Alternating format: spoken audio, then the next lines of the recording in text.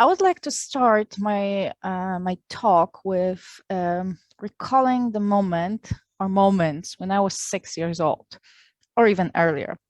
My parents were both very highly into STEM, which wasn't called STEM back then. Come originally from Poland, so we basically had this cult of mathematics. My father was a mathematics teacher.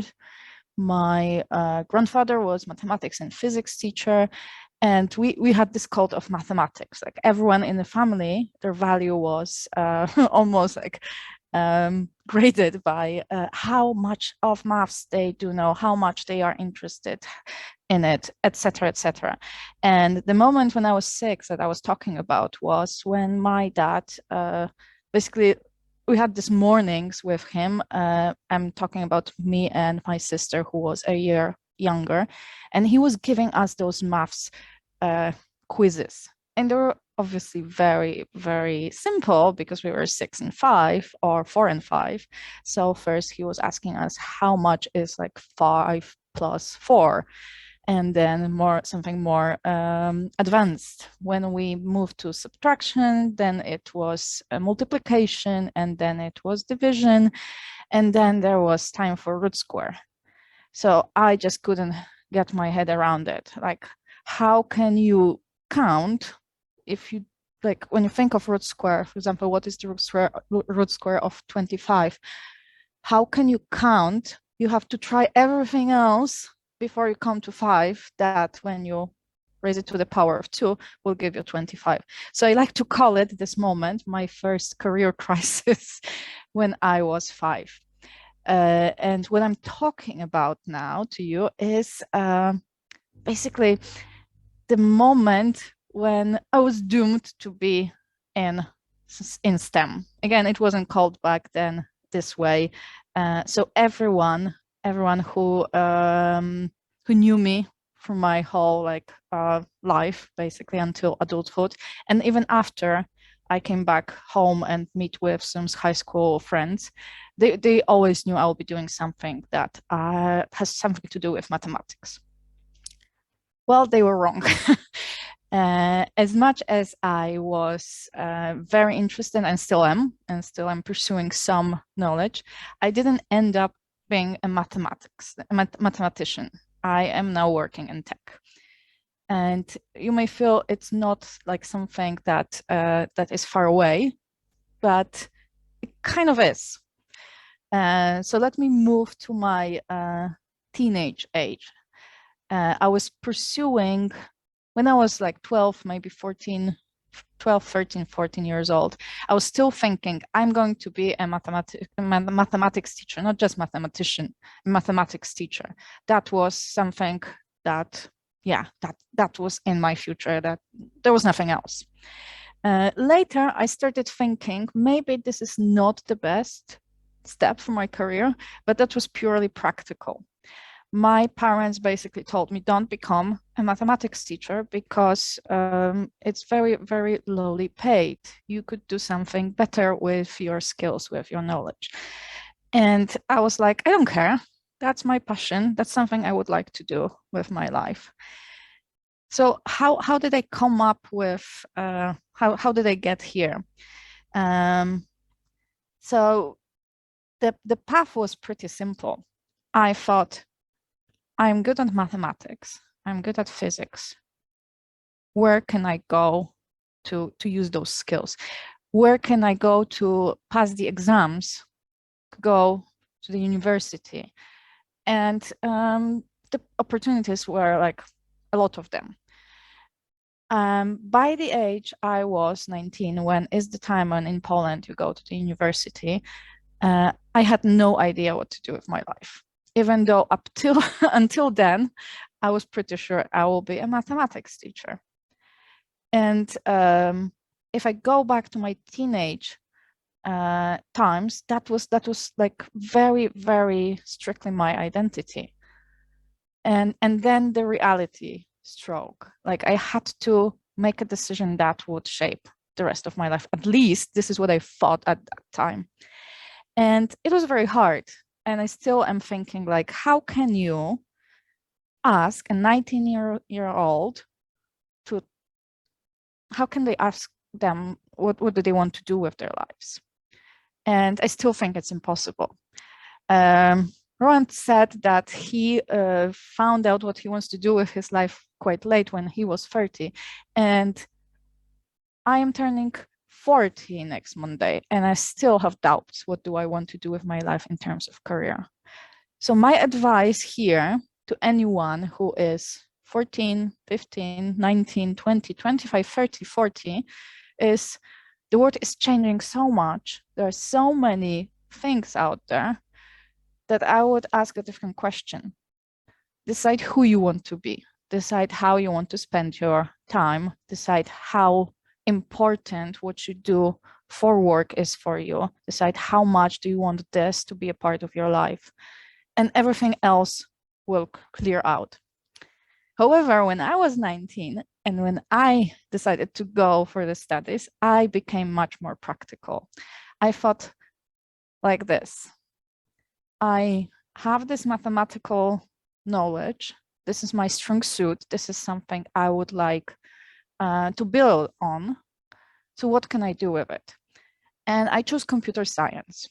I never programmed it before, and I had a computer. I knew how to use a computer. I recall Windows 95 that Roland was also talking about. And I knew how to set it up. I knew how to bundle it together, but I had no idea about programming. I might have tried something at school or some other situations when people were telling me how programming languages work, and it sounded like fun. It sounded like that must be a great feeling to tell computer what to do by setting up some commands there. And it's kind of like, being a Harry Potter or Hermione, who is my favorite wizard, to just like, I know the command, I will just wave my wand and I will tell this machine, I will have the power over it to tell them what to do. So when I went for my studies, that was a hard reality check. Like maths, the skill I was basically investing in my whole life till then, was not enough. That was just one of the things that helped me a lot, definitely. But I had to learn so many new things. And so many new things when I first went, for example, to the classes of electronics or Unix systems, which is not even a thing now. Now it's just Linux. I had no idea what those people were talking about. I had no idea how can I pass those classes. How can I get a positive grade to even move with this course? And there were some other things that I did not realize. That was the first time when a person becomes a grown-up. So I didn't think that all of those things that my parents did and provided to me when I was a teenager or a kid, like I have to think what's for lunch. I have to think, how do I get the money to pay for it? I have to think okay, do I watch TV or do I do my homework? Because all of a sudden homework became hard. It wasn't that hard when I was a teenager. I was pretty loosened up in terms of the complexity and how hard it was. During my studies, I've encountered so many topics that I'm not the best at, not even decent. So I had to work very, very hard to do it. I completed it. I got good grades, and I'm happy I did this. But it kind of, I'm thinking, limited me, because I was focusing on finishing the studies. I still didn't focus on what do I want to do with my career? What do I want to do after this? I had no idea what is out there. Luckily, some of my friends from the university started thinking of it, and they pulled me in with them. So we joined an internship during one summer in 2004. I started my studies in 2000. The internship was in the summer of 2003, and we now discovered that we know nothing. We thought we would be those great great team of people who would deliver something to this company and they will hire us on the spot. And we discovered that wasn't that easy, because what you're being taught in the university differs from the real life. And I'm not saying universities are outdated. They just focus on different skills. I started my first job, it was part-time, when in 2004 in January. So 18th year of my career. Since then, I've been to so many companies. And I discovered that I really, really know nothing again. So first, I went to the university, I discovered I know nothing, then I did this internship, and then I started learning. I started learning skills. And my knowledge of programming, that was backed up by my knowledge of mathematics at the university, was just the beginning of the skills that you had to do when you were a programmer. So that was my first job, and that was my job throughout like next 13 years. I've been to, my first company was a family company that started with like 30 people. When I left, it was around 200. So still not very big, but quite a different dynamic than when I started. I've been there for 6 years. So my first job turned out to be 6 years experience. Then I moved to a big corporate company, which was ABB. Then I moved to be a manager for the first time.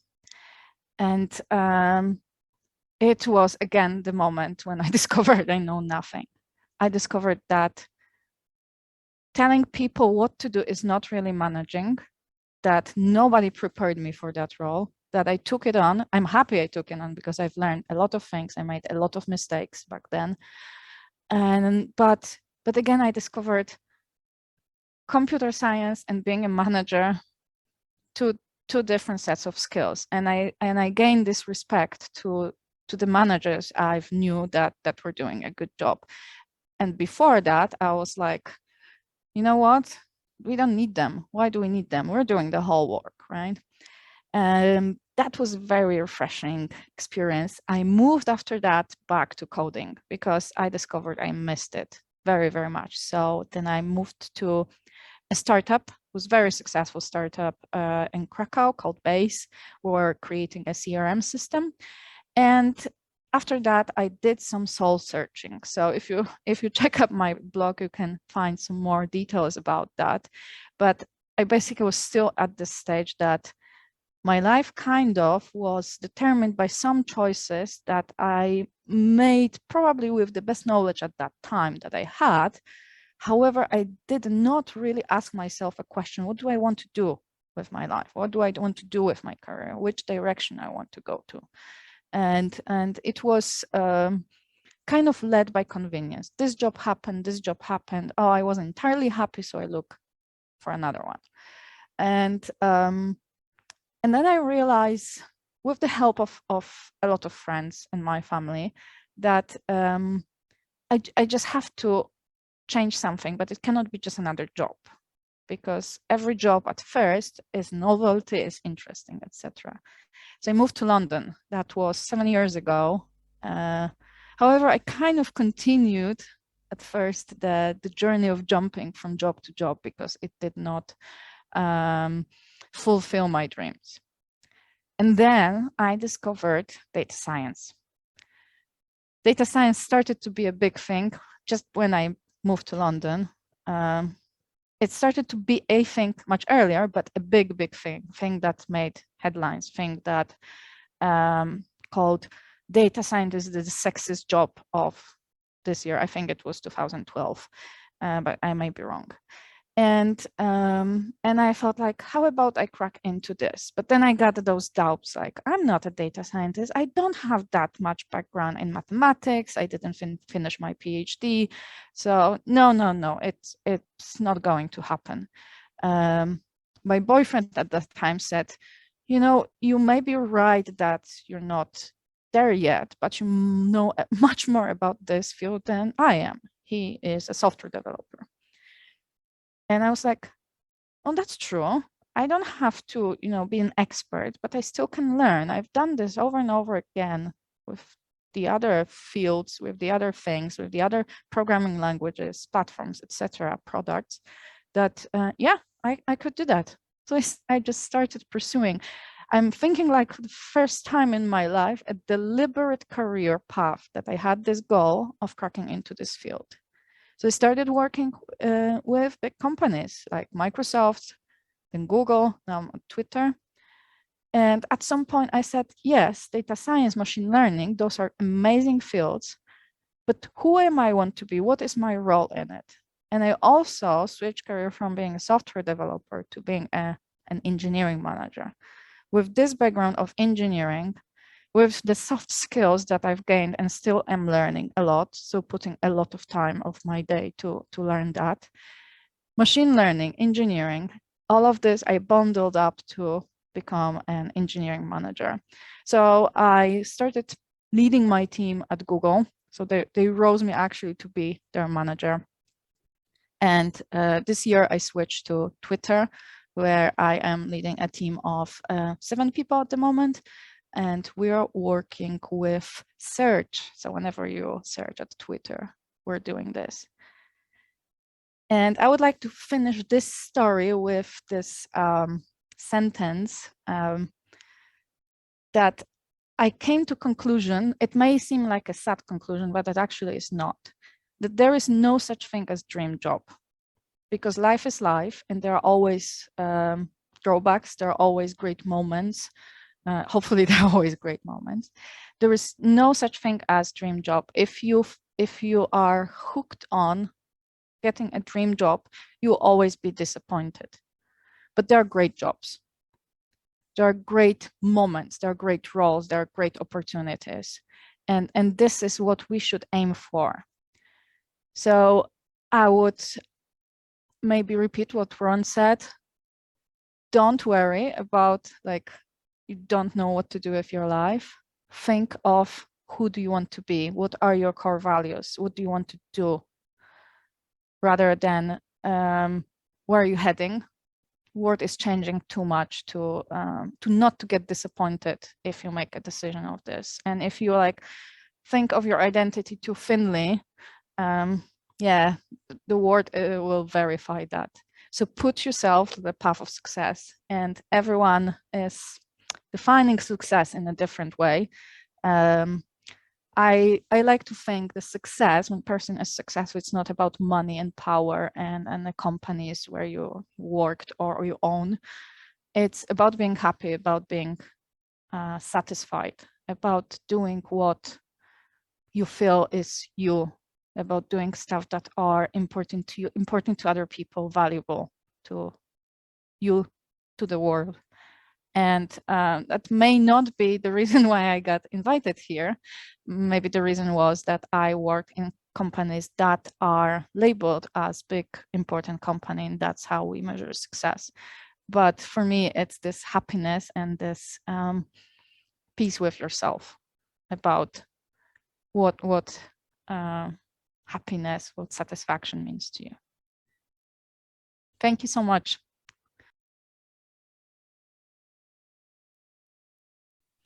That's a very good question. And as I said, it was very hard for me. So I will pick one thing. I will pick electronics. This was a subject I knew nothing. And there were people from like technical schools who were much better in it. So, sorry. I picked this because my first reaction was like, you know, I will never going to learn it. Like, that's impossible. And it took me a while to basically change that mindset.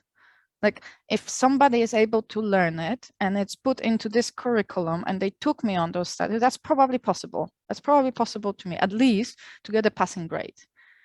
So yes, I did put a routine. I did seek for help. I did ask people who were good at it, like, can I learn it? What do I need to do? What are the bases that I need to pick up that I wasn't taught in high school, that I can pass this?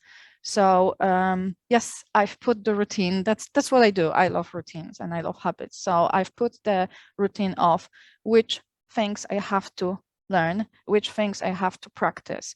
But that was the easy part. The hard part was actually to change the mindset from it's impossible to I can do it. After that, It's just a matter of planning and sticking to the plan.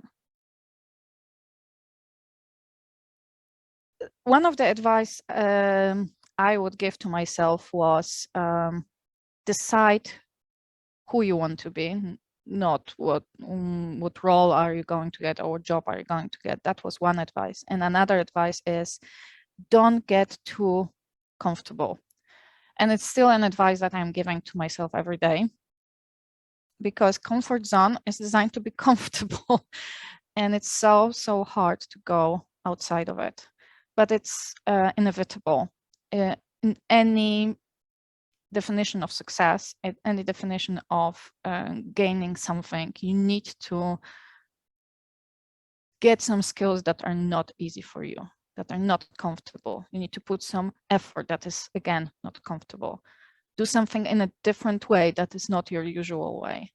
So it may sound like a cliche, but learn how to be uncomfortable and don't make it block you.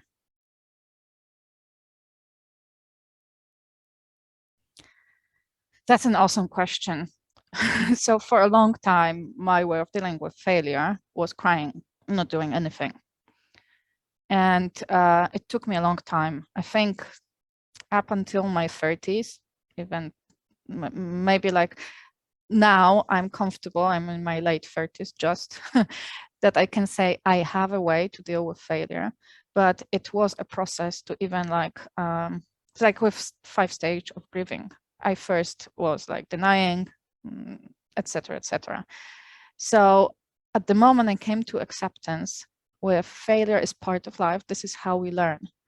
And I can honestly say failure is okay. It's good. If you are always succeeding, if you're always doing things right, you will never learn. But again, it took me a long time, and it would be good if people like being taught this at school. What I am doing now is basically analyzing. I have this analytical mind, so it may not work for everyone. But I'm sitting, I'm asking myself, or ask a friend to sit with me and analyze the situation. What led to the failure? What didn't work out? Can we pinpoint the decision that led to this? Can we pinpoint the moment, the crossroad that actually, if I did something else? And very often you realize that you could not, like with the knowledge at that time, that was the best decision I could do. But if it wasn't, if it was just me being lazy, if it was me just not being careful, or maybe me not doing enough research or not preparing for the test, then I can learn from it. I can do it differently next time. So again, planning and analyzing is an easy part. The mindset shift is the hard one.